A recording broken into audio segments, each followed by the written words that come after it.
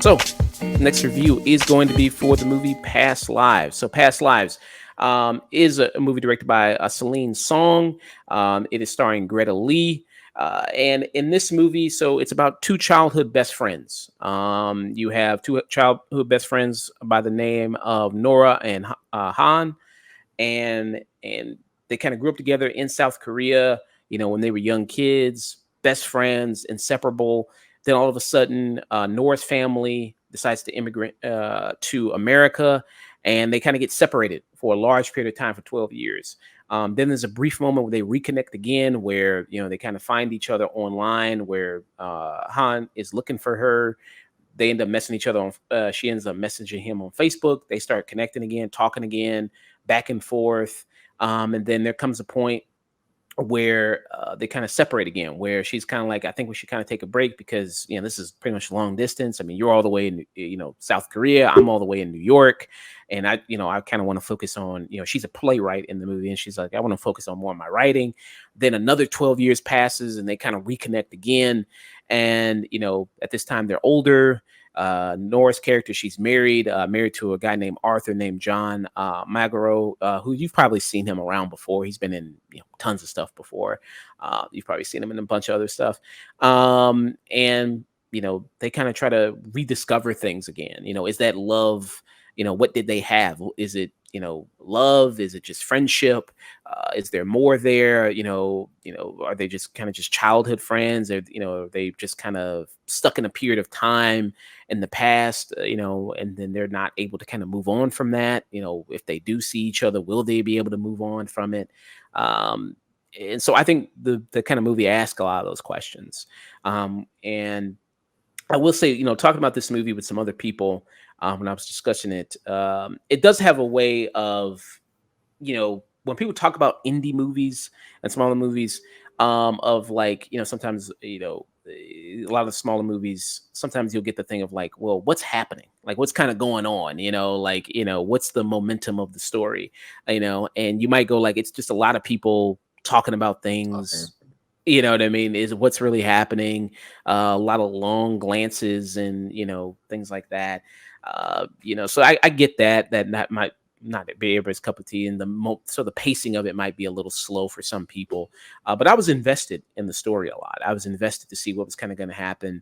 I think the chemistry between the childhood friends worked really well between Nora, between Hey, I thought that worked really, really well, and was fantastic. And I will say another criticism of the movie is they do these time jumps, where it goes from them as kids and then a 12-year jump, and you see them in, I guess, in their mid 20s, and then it does another 12-year jump, and you see them now in their 30s.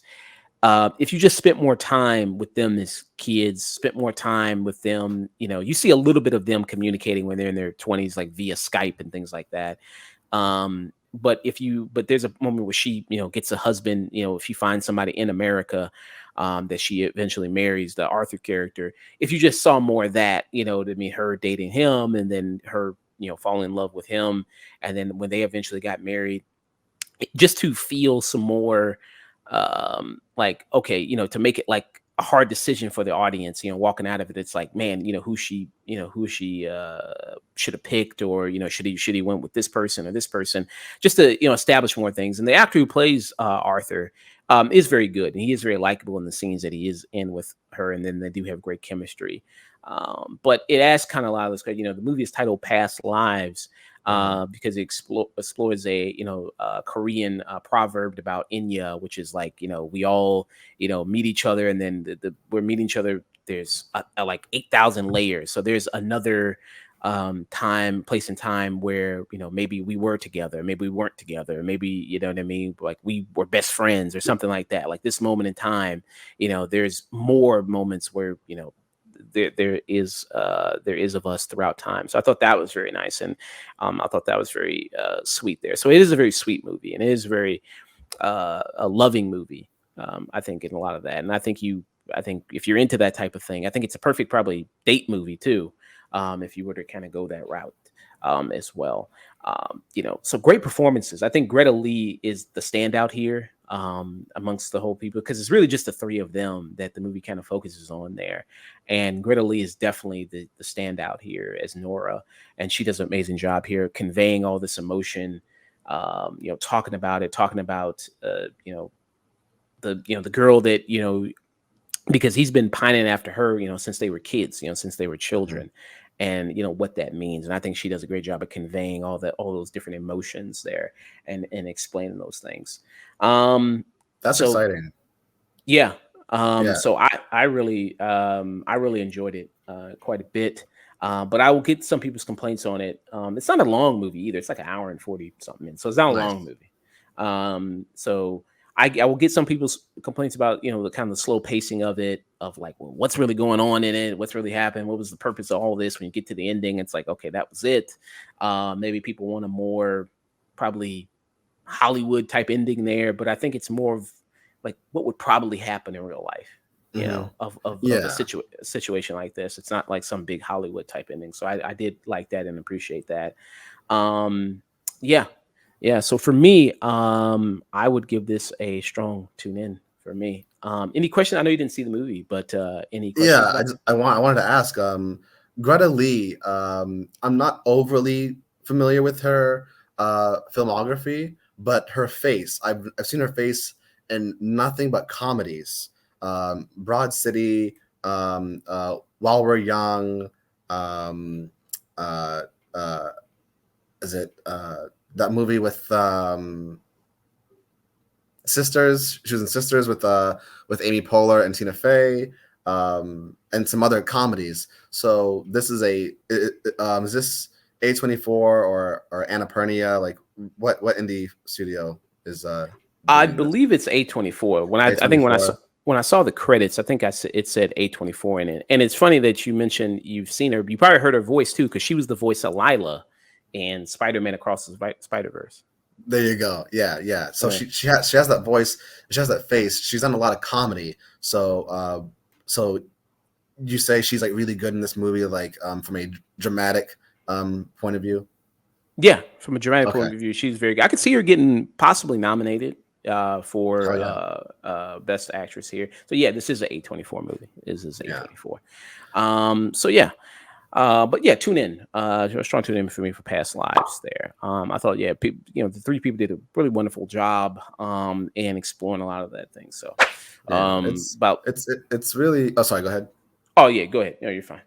I was gonna say it's really amazing what movies like Crazy Rich Asians, Shang Chi, and now Everything Ever All at Once has done for Asian representation in Hollywood. Like now we got.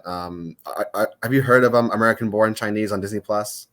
Yeah, I've heard about that. It's like Yeah, the first. It's the first thing Michelle Yeoh and Ke Huy Quan have done after their Oscar win. So that's all the hype that show has. And then Joyride, of course, was like without the success of those other predominantly Asian movies being great, we don't get Joyride, which is also really great.